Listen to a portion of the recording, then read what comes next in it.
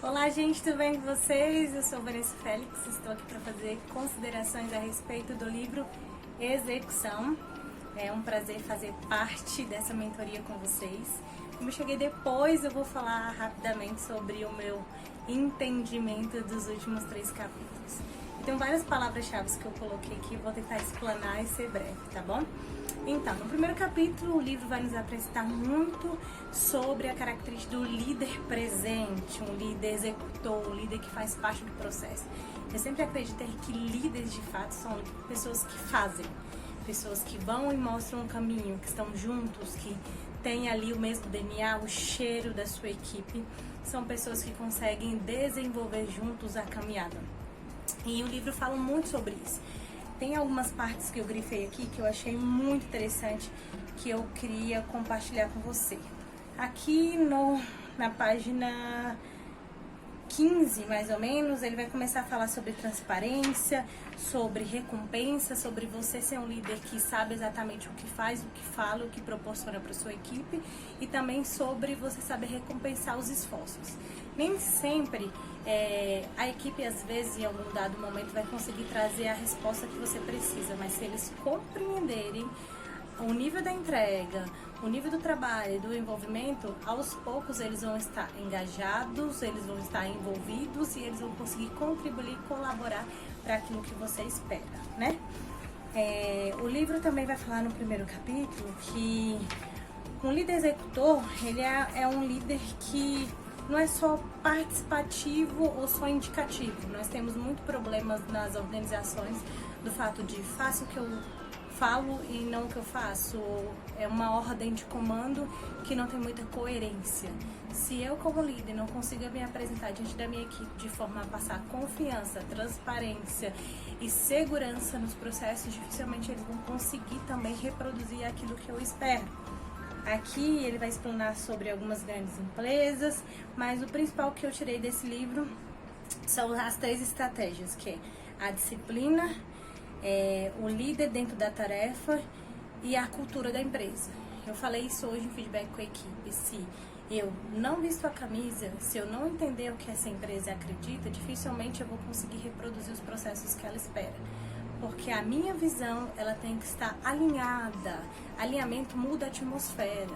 Alinhamento consegue contribuir para que o mecanismo se torne um mecanismo virtuoso e não vicioso. Qual a diferença, Vanessa? O mecanismo vicioso é aquele que, porventura, tem vários defeitos, fugiu a palavra da minha cabeça, mas vários comportamentos que destoam muito daquilo que a instituição espera. Mas um ciclo virtuoso, ele vem cheio de crença, ele vem cheio de profundidade, ele vem cheio de muito trabalho, muito esforço, muita execução, para que a missão, visão e os valores venham ser intrínsecos, venham estar dentro totalmente do processo e se revelar ao nosso cliente final. Então, aqui também fala que a execução é um processo sistêmico, questionado, que deve ser levado adiante. Então, se nós temos hoje alguns problemas que fogem à necessidade do ponto final, da satisfação do cliente, de uma equipe batedora de meta, nós precisamos questionar sobre isso, nós precisamos sentar e falar sobre isso, para que isso venha a ser aprimorado. Porque os defeitos que não são aprimorados ou que não são levados em consideração, eles podem se tornar problemas muito maiores no futuro. E aqui eles explanam bastante aqui no livro, lá na página 22, sobre a execução, sobre fazer acontecer, sobre a responsabilidade que as pessoas precisam carregar no resultado. A minha responsabilidade tem que ser dividida com aquelas pessoas que colaboram para ele, então a minha equipe tem que ser uma equipe madura, ela precisa enxergar com os meus olhos. Se porventura ela está com uma visão muito micro do processo, existe ali uma dificuldade de romper, eu preciso de forma estratégica conseguir explanar melhor o porquê de hoje ser um valor de tabela diferente, um valor de campanha, trazendo aqui muito para a minha área, tá? Na coordenação, o porquê de não praticar descontos, o porquê de falar mais de benefícios e transformação, sobre os impactos que nós vamos gerar na vida desse cliente a curto, médio e longo prazo. Então, é tirar a visão micro e levar para uma visão mais explanada, do macro. Eu costumo dizer que eles são funcionários empreendedores, que eles são parceiros Runway, que eles estão ali contribuindo como pessoas e como empresas para que aquele negócio venha a ser um negócio resistente, resiliente, forte. Então aqui ele também fala, a execução requer um entendimento abrangente do negócio, de seu pessoal e do seu ambiente. É sobre isso. Eu preciso entender com profundidade, não dá para ser superficial no entendimento do que eu estou fazendo. Eu preciso mergulhar e ir mais profundo, né, nas estratégias que a Runway me passa e as estratégias que eu passo para minha equipe. Aqui fala sobre a eficiência de um treinador e dentro do coach a gente trabalha muito isso, né, uma mentalidade forte, uma mentalidade resiliente, saber jogar o jogo individualmente e coletivamente, contribuir uns com os outros. Aqui fala sobre o líder estabelecer bem o diálogo, ser um diálogo cerne, embasado, trabalhado. Aqui também fala sobre o cliente estar em primeiro lugar, fala sobre o gerenciamento de tarefas, sobre saber dosar muito bem o meu autogerenciamento e o meu gerenciamento com a equipe. Então, são muitas coisas legais. Aqui fala sobre o follow-up, sobre o acompanhamento que eu tenho que ter, não só do que eu faço como líder, mas também de toda a organização e também da satisfação externa. Por que eu vou renovar? Porque o meu cliente tem que ser acompanhado, porque quando ele é acompanhado ele se sente importante e a minha renovação se torna mais fluida, muito mais fácil. Então, a execução, quando ela é desmistificada, ela se torna uma força e não uma fraqueza, né? Ela se torna um sistema de incentivo. Então, liderança sem disciplina liderança sem disciplina de execução é incompleta e ineficaz. O primeiro capítulo vai falar sobre isso. Muita coisa, né, gente? Tem muita coisa que eu pulei aqui que eu achei legal, que eu queria falar. Mas no segundo capítulo, ele vai explanar um pouco e vai nos trazer aqui algumas referências de algumas empresas que tiveram pessoas que acreditaram na execução e fizeram e deram certo, e pessoas que não acreditaram, e ele detalha os problemas da organização daquele que não executou, daquele que não emergiu, daquele que não entendeu a abrangência do que foi solicitado. Hoje, a abrangência das metas, eu preciso entender o porquê existem as metas, eu preciso entender o porquê do meu faturamento, eu preciso entender o porquê do meu marketing funcionar muito na captação, eu preciso entender muito porque a minha administração interna tem que ser redonda e também equalizar ela com a administração externa. Eu preciso entender o porquê de falarmos a mesma língua em todas as runways, em todos os ambientes, de sermos uma marca sólida, unificada. Então, os porquês, ele vai nos trazer uma estrutura muito mais forte e muito mais fortalecida também diante da minha concorrência, para na hora que eu fizer meu benchmark, eu saber muito qual é o meu posicionamento, sabe? Aqui fala também sobre um líder que soube executar a análise minuciosa da empresa, e fala também sobre o líder que traz as suas experiências. E eu percebi que a Runway proporciona bastante isso. Vanessa, quais são as suas experiências? Qual é a sua visão sobre isso? O que você entende desse negócio? Porque nós temos que entender que pessoas são dotadas de um todo. Existe a minha cultura, onde eu nasci, o que eu fiz, existe as minhas experiências de acordo com a minha vida, e existem coisas que eu aprendi externamente, escola, faculdade, outras empresas. Então, esse todo, de alguma forma, também tem que somar para o cargo que eu estou fazendo hoje. E o principal de um líder hoje é ele trabalhar a audição ativa. A diferença muito do líder e do chefe é que o chefe ele se posiciona, ele comanda, ele não participa do processo e vai embora. Mas o líder, ele pratica a escuta, ele ouve a equipe para entender as necessidades, ele pondera o coração, né, a ansiedade, principalmente quando a gente fala do setor de vendas, existe uma ansiedade. E a gente tenta canalizar o que aquela pessoa quer com o que a empresa quer e mesclar isso para suprir a necessidade do cliente, de forma que aquela necessidade venha me trazer outros benefícios também. Então, aqui no segundo capítulo ele vai falar muito sobre isso, sobre empresas que atuaram e deram certo, sobre outras que não. E uma coisa que me chamou muita atenção foi a pesquisa de campo. que a pesquisa de campo aqui, ela foi um diferencial lá na página 44, quando ele fala sobre as mensagens francas e práticas não eram apenas a comunicação, era uma ferramenta para mudar a atitude. E ele só descobriu que a comunicação não estava sendo tão assertiva quando ele fez uma pesquisa de campo e pôde ponderar a respeito disso, tá? E no capítulo 3, estou finalizando, capítulo 3, ele vai falar sobre os 7 comportamentos essenciais do líder. Conhecer o seu pessoal e sua empresa, insistir no realismo, isso é muito importante, estabelecer metas e prioridades claras. Eu estou passando justamente por isso lá na minha equipe hoje. Eu tenho 3 pessoas, mas eu só posso contar com 2 e ainda vou contratar pessoas para reforçar meu time. Então eu tenho que dosar, eu tenho que saber ser clara, ter uma meta real e de forma que eu não venha diminuir nunca a motivação interna e externa da minha equipe. Eu tenho que saber gerenciar bem o coração deles com relação a isso. Concluir o que foi planejado, antes de tudo eu preciso ter um planejamento para concluir.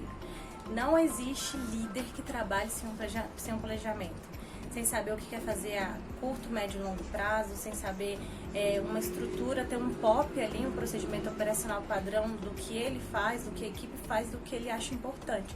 E alterando isso de acordo com as necessidades da empresa, do dia a dia ou das análises que ele for absorvendo ali.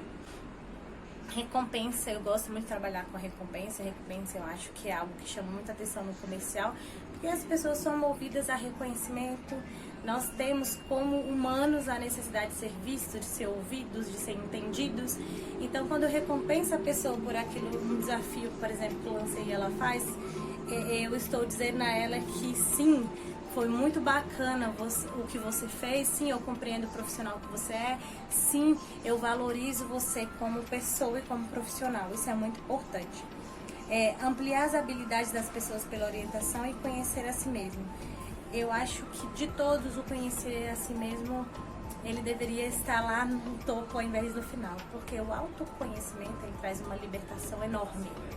Se eu não sei quem eu sou, eu não sei o porquê eu estou executando aquela atividade, eu não sei onde eu quero chegar, se eu não sei os meus limites ou o que eu posso oferecer, eu vou ter dificuldades no meu processo. Porque se chegar um colega novo, eu vou me sentir ameaçado porque eu não tenho autoconhecimento daquilo que eu estou embasado.